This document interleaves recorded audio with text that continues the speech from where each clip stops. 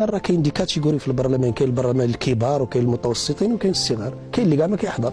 سير هضر معاه، سير هضر معاه، سير هضر معاه. انت دوز اثنين يقول لك واش جاي ولا مالك جاي، جيب لنا شهاده طبيه، واحد كاع ما عمره حضر، ما عمرك تهضر معاه عليه. في الحمله الانتخابيه انا ما كنتش كنعرف البرلمان، اسمح لي، انا اول تجربه في البرلمان قلت لهم ساو زلزال البرلمان دفاعا عن الجهه ديال قليم المواد واقليم المواد.